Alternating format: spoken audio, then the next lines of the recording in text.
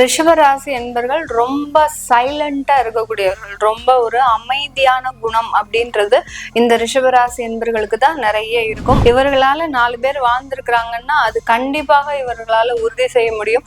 ஆனா இவர்களுக்கு யாராவது உதவி செய்யறாங்க அப்படின்னா, இவர்களுக்கு யாராவது ஒரு மேன்மையை செய்யறாங்க அப்படின்னா யாருமே இருக்க மாட்டாங்க. அந்த அளவுக்கு ஒரு தனிமைப்படுத்தப்பட்ட நபர்களாக தான் இருப்பாங்க இந்த ரிஷபராசி என்பர்கள். ரிஷபராசி என்பர்கள் அதே சமயத்துல ஒரு உடல் தேஜஸ், அடுத்து பாத்தீங்கன்னா ஒரு முகப்பொழிவுன்றது இந்த ராசி என்பர்களுக்கு அதிகமாக இருக்கும். எவ்வளவோ சில பிரச்சனைகள்ல இருந்தா கூட இவர்களினுடைய முகமும் இவர்களினுடைய உடலும் ஒரு சோர்வை அனுபவிக்காத ஒரு நபர்களாக தான் இருப்பாங்க. இந்த காலகட்டம் இந்த ரிஷப ராசி என்பர்கள் தன்னுடைய சொந்த வீட்டிலிருந்து வெளியேறக்கூடிய ஒரு தருணம்.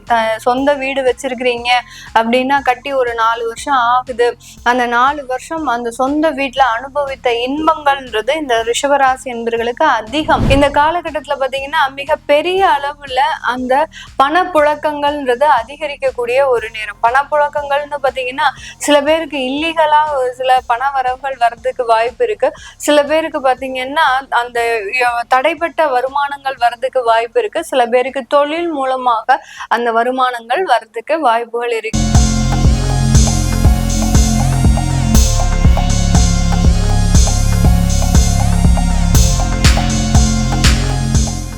வணக்கம் நேர்களே, இன்னைக்கு நாம பார்க்கக்கூடிய சிறப்பு பதிவு ஆடி மாத பலன்கள். ஆடி மாதம்னு சொன்னாலே எல்லாருக்குமே அம்மனுக்கு நம்ம ஒரு பிரார்த்தனைகள் பண்றது, நேர்த்திக்கடன் பண்றது அதுதான் ஞாபகத்துக்கு வரும். இந்த ஆடி மாதம் 17ஆம் தேதி ஜூலை மாதம் பிறக்குது. இந்த மாதத்திலிருந்து, அதாவது இந்த ஆடி மாதம் பிறப்பிலிருந்தே பாத்தீங்கன்னா எல்லா ராசி என்பர்களுக்கும் ஒரு நல்ல ஒரு சேஞ்சஸ் கண்டிப்பா வரும். ஒரு சுறுசுறுப்பான ஒரு சூழ்நிலை, நல்ல மந்தமாக இருந்த அந்த தொழில்கள்லாம் நல்ல விறுவிறுப்பு அடைகிறது. இந்த மாதிரியான ஒரு மாற்றங்கள் இந்த ஆடி மாதத்துல இருந்து வரக்கூடிய ஒரு மாதமாக இருக்கும். இந்த மாதத்துல கிரகங்களின் அடைவுகள் அப்படின்னு பார்க்கும்போது ரிஷபராசியில் சுக்கிரன் ஆட்சி பெற்று இருக்கிறார் மாதத்தின் முற்பகுதியில. அடுத்த 27ஆம் தேதி ஜூலை மாதம் அவர் அந்த மிதுன ராசிக்கு பயிற்சி ஆகிறார். மிதுன ராசியில் குரு பகவான் இருக்கிறாரு. அடுத்து கடக ராசியில் சூரியனும் புதனும் இருக்கிறாங்க. அடுத்த சிம்ம ராசியில் செவ்வாய் கேது இருக்கிறார். செவ்வாயாகப்பட்டவர் 29ஆம் தேதி ஜூலை மாதம் அந்த கன்னி ராசிக்கு பயிற்சியாகி வருகிறார். அடுத்து கும்ப ராசியில் ராகு பகவான், மீன ராசியில் சனி பகவான் வக்ர நிலையோடு இருக்கிறார். இதுதான் இந்த ஆடி மாதத்துல இருக்கக்கூடிய கிரகங்களின் தன்மைகள். இந்த ஆடி மாதத்துல நம்ம செய்ய வேண்டிய ஒவ்வொரு வழிபாடுகள் அப்படின்றதையும் நம்ம இந்த பதிவுல கடைசி பார்ப்போம். ஒவ்வொரு ராசி என்பவர்களுக்கும் ஒரு ஸ்பெஷலான வழிபாடு சொல்லியிருப்பேன். என்ன மாதிரியான பிரார்த்தனை பண்ணணும் அப்படின்றதையும் சொல்லியிருப்பேன். அதனால ஸ்கிப் பண்ணாம பாருங்க. இந்த சேனல்ல முதன்முறையா பாக்குறீங்க அப்படின்னா சப்ஸ்கிரைப் பண்ணிக்கோங்க. பெல் பட்டன்ல ஆல் ஆப்ஷன் சூஸ் பண்ணுங்க. ரிஷபராசி என்பர்கள் ரொம்ப சைலண்டா இருக்கக்கூடியவர்கள், ரொம்ப ஒரு அமைதியான குணம் அப்படின்றது இந்த ரிஷபராசி என்பர்களுக்கு தான் நிறைய இருக்கும். அதே சமயத்துல இந்த ரிஷபராசி என்பர்கள் தன்னை சார்ந்தவர்களுக்கும் தன்னுடன் பயணம் செய்பவர்களுக்கும் அதிகப்படியான நன்மைகளை எப்போதுமே செஞ்சுக்கிட்டே இருப்பாங்க. இவர்களால 4 பேர் வாழ்ந்திருக்கிறாங்கன்னா அது கண்டிப்பாக இவர்களால உறுதி செய்ய முடியும். ஆனா இவர்களுக்கு யாராவது உதவி செய்யறாங்க அப்படின்னா, இவர்களுக்கு யாராவது ஒரு மேன்மையை செய்யறாங்க அப்படின்னா யாருமே இருக்க மாட்டாங்க. அந்த அளவுக்கு ஒரு தனிமைப்படுத்தப்பட்ட நபர்களாக தான் இருப்பாங்க இந்த ரிஷபராசி என்பர்கள். ரிஷபராசி என்பர்கள் அதே சமயத்துல ஒரு உடல் தேஜஸ், அடுத்து பாத்தீங்கன்னா ஒரு முகப்பொழிவுன்றது இந்த ராசி என்பர்களுக்கு அதிகமாக இருக்கும். எவ்வளவோ சில பிரச்சனைகள்ல இருந்தா கூட இவர்களினுடைய முகமும் இவர்களினுடைய உடலும் ஒரு சோர்வை அனுபவிக்காத ஒரு நபர்களாக தான் இருப்பாங்க.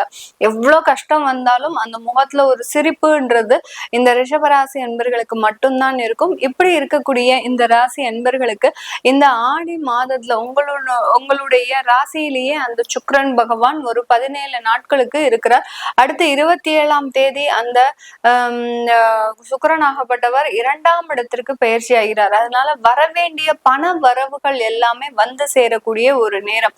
நிறைய பேர் கிரெடிட்ல தொழில் பண்ணிட்டு இருக்கிறீங்க அப்படின்னா கிட்டத்தட்ட 3 மாசத்துக்கு மேல உங்களுக்கு அந்த பண வரவுகள்ன்றது இருக்காது. உங்களுக்கு அந்த தொழிலுக்கு தேவையான மூலப்பொருட்களை வாங்குறதுக்கும் தேவையான ஒரு பண வசதிகள் இருக்காது. பொருள் வாங்கிட்டு போனவங்களும் பணத்தை திரும்ப தந்திருக்க மாட்டாங்க.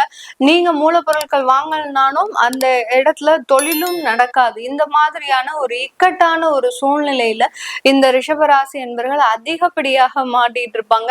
அவர்களுக்கு எல்லோருக்குமே இந்த காலகட்டம் வரவேண்டிய பண வரவுகள் எல்லாமே வந்து சேரக்கூடிய ஒரு அமைப்பாக தான் இருக்கும். இந்த காலகட்டம் இந்த ரிஷபராசி என்பவர்கள் தன்னுடைய சொந்த வீட்டிலிருந்து வெளியேறக்கூடிய ஒரு தருணம். சொந்த வீடு வச்சிருக்கிறீங்க அப்படின்னா கட்டி ஒரு 4 வருஷம் ஆகுது.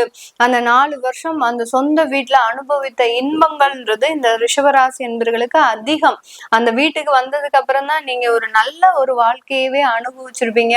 நல்ல ஒரு சுப நிகழ்ச்சிகள், அடுத்து அந்த வீட்டுல இருந்து மேலும் மேலும் ஒரு வாழ்க்கை முன்னேற்றங்கள் எல்லாத்தையுமே அனுபவித்த இந்த ரிஷபராசி என்பவர்களுக்கு இந்த காலகட்டம் அந்த சொந்த வீட்டுல இருந்து வெளியேறக்கூடிய ஒரு நேரமாக தான் இருக்கும். இந்த காலகட்டத்துல அந்த சொந்த வீட்டுல இருந்து வெளியேறதுனால ஏதாவது ஆபத்துகள் வருமா மேடம் அப்படின்னு கேக்குறவங்களுக்கு கண்டிப்பா கிடையாது. ஏன்னா சொந்த இடம்ன்றது உங்களுக்கு இப்போ தற்காலிக சூழ்நிலையில சில ஒரு தோஷங்களை கொடுத்துட்டு இருக்குது. அதனால அந்த மாதிரியான அமைப்புகள் கண்டிப்பாக இருக்கும். அதனால இப்போ டெம்பரவரியா நீங்க வெளியில போகணும்ன்ற போது தாராளமாக வெளியில போங்க. இதனால உங்களுடைய சொந்த சொத்துக்களோ ஒரு ப்ராப்பர்ட்டியோ எந்த விதத்திலையும் பாதிக்கப்படாது. கொஞ்சம் இடமாற்றம் பண்ணிக்கிட்டீங்க அப்படின்னா உங்களுக்கு இருக்கக்கூடிய சில விஷயங்களை இழக்காமல் பாதுகாக்கிறதுக்கு உண்டான ஒரு அமைப்பாக தான் இருக்கும். இது எல்லாமே உங்களுக்கு ஆட்டோமேட்டிக்கா நடக்கும். உங்களுடைய தெய்வ பிரார்த்தனையின் மூலமாக இந்த ரிஷப ராசி என்பர்களுக்கு ஒரு தற்காலிகமாக அதுவாகவே தானாக நடக்கக்கூடிய ஒரு நேரமாக தான் இருக்க போது. இந்த காலகட்டம் இந்த ரிஷப ராசி என்பர்களுக்கு இந்த காலகட்டத்துல பாத்தீங்கன்னா மிக பெரிய அளவுல அந்த பணப்புழக்கங்கள்ன்றது அதிகரிக்கக்கூடிய ஒரு நேரம். பணப்புழக்கங்கள்னு பாத்தீங்கன்னா சில பேருக்கு இல்லீகலா சில பண வரவுகள் வர்றதுக்கு வாய்ப்பு இருக்கு.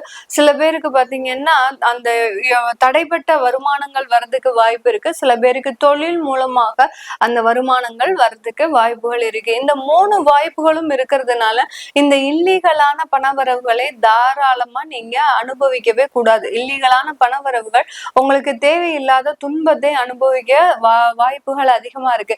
இல்லீகல் பணவரவுகள் அப்படின்னு என்ன கேட்டீங்கன்னா சில பேருக்கு லாட்ரி அடிக்கிறதுக்காக சில பணங்களை நீங்க செலவழிச்சிருப்பீங்க. திடீர்னு இருந்தாப்புல லாட்ரி அடிக்கும். அந்த வருமானங்கள் மூலமாக தேவையில்லாத ஒரு பண இழப்புகள்ன்றது அதிகப்படியாக இருக்கிறதுக்கு உண்டான வாய்ப்பு இருக்கு. அடுத்து பாத்தீங்கன்னா இந்த ரிஷப ராசி என்பவர்களுக்கு இந்த காலகட்டத்தில இருந்து வேலை வாய்ப்புகள்ல மிகப்பெரிய அளவுக்கு மாற்றங்கள் வரும். அந்த வேலை வாய்ப்புகள்ல நீங்களே ஒரு கமிஷன் சம்பந்தப்பட்ட ஒரு ஏஜெண்டா செயல்படுறதுக்கும் வாய்ப்புகள் அதிகமா இருக்கு. ஏன்னா எப்படியாவது நீங்க நிறைய வருமானம் சம்பாதிக்கணும்ன்ற ஒரே குறிக்கோளோட தான் இருக்கிறீங்க.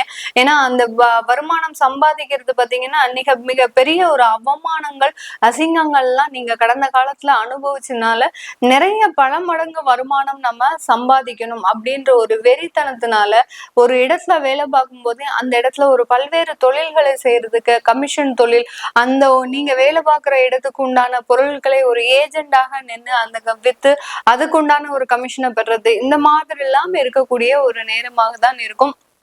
அதனால பண வரவுகள்ன்றது உங்களுக்கு குறையாது வரக்கூடிய ஒரு நேரமாக இருக்கும். இந்த காலகட்டம் இந்த ரிஷபராசி அன்பர்கள் நீங்க இந்த காலகட்டத்துல வெளிநாட்டுல இருக்கிறீங்க அப்படின்னா உங்களுக்கு குடும்ப உறவுகள்ல தேவையில்லாத பிரச்சனைகள் கடந்த ஒரு 6 மாதத்துல இருந்திருக்கும்.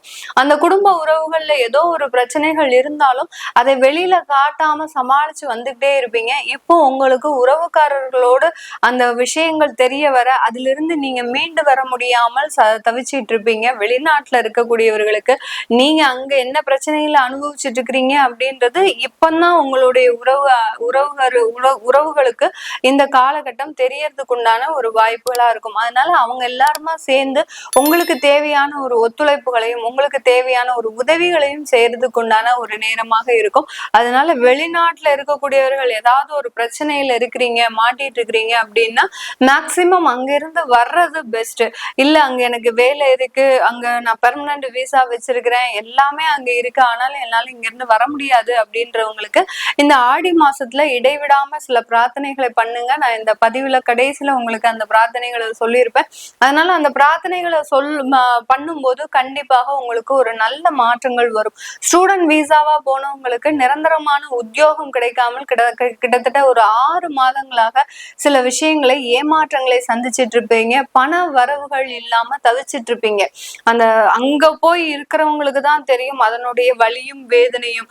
ஏன்னா ஒரு ஒரு ஒரு காசுக்கு இன்னொருத்தர்களை நம்ம கையேந்தும் போது கிட்டத்தட்ட ஒரு பிச்சை எடுக்கக்கூடிய ஒரு நிலைமைக்கு இந்த ரிஷபராசி என்பவர்கள் வெளிநாட்டுல போயிருப்பாங்க. அந்த அளவுக்கு இந்த தேவையில்லாத இங்க பாத்தீங்கன்னா உங்களுக்கு நிலம் என்ன, சொத்து என்ன, சுகம் என்னன்னு எல்லாமே இருக்கும். ஆனா ஏதோ ஒரு இடத்துல, கண்காணாத இடத்துல ஒரு யாசகம் கேட்கக்கூடிய அளவிற்கு உங்களுடைய நிலைமை தள்ளப்பட்டிருக்குன்னா இந்த இடத்துல அந்த கிரகங்களின் மோசமான ஒரு விளைவுகள் தான் இந்த இடத்துல காரணமாக இருக்கு.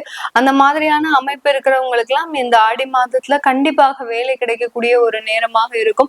அப்படியே வேலை கிடைக்காட்டிலும் உங்களுக்கு ஒரு இன்டர்வியூவாவது சக்சஸ் ஆன ஒரு மன மாற்றத்தை கொடுக்கறதுக்கு உண்டான ஒரு நேரமாக தான் இருக்க போகுது. இந்த காலகட்டத்துல இந்த மாதிரியான பிரச்சனைகள் இந்த ராசி என்பர்கள் நீங்க அனுபவிச்சிருக்கிறீங்க அப்படின்னா கண்டிப்பா கீழே கமெண்ட் பாக்ஸ்ல பதிவு பண்ணுங்க. அந்த பதிவு பண்ணும்போது உங்களுக்கு இருக்கக்கூடிய ஒரு துன்பங்களும் துயரங்களும் மனம் விட்டு யார்கிட்டயாவது பேசினா நம்மளால ஒரு பெரிய ஒரு பெட்டர் ரிலாக்ஸா இருக்கும் அப்படின்னு நினைக்கிறவங்க தாராளமா கீழே கமெண்ட் பாக்ஸ்ல போடலாம். நீங்க இந்த காலத்துல வழிபட வேண்டிய தெய்வம் காமாட்சி அம்மனை இடைவிடாம பிரார்த்தனை செய்யுங்க.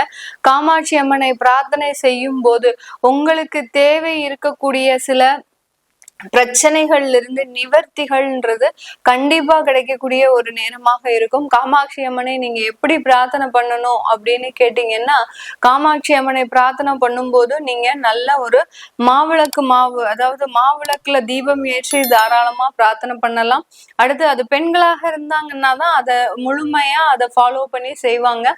ஆண்களாக இருக்கிறீங்க அப்படின்னா நீங்க காமாட்சி அம்மனுக்கு ஒரு அகல் விளக்கு தீபம் ஏத்தினாலே போரும். எத்தனை விளக்கு மேடம் ஏத்தணும் அப்படின்னு கேட்டீங்கன்னா, உங்களுடைய வயதிற்கு உங்களுடைய வயது 40 இருக்கு அப்படின்னா அதை 4ஆல வகுத்துக்கோங்க. அந்த மாதிரியாக 40னா ஒரு 4ஆல வகுக்கும் போது உங்களுக்கு 10 தீபம் ஏத்தணும். அந்த மாதிரியான உங்களுடைய வயதை 4ஆல வகுக்கும் போது கிடைக்கக்கூடிய தீபங்களை தான் நீங்க அந்த காமாட்சி அம்மனுக்கு தீபம் ஏற்றி பிரார்த்தனை பண்ணும்போது ஒரு ஆத்மார்த்தமான பிரார்த்தனைன்றது முக்கியமா அங்க நம்ம கவனிக்க வேண்டிய ஒரு விஷயம்.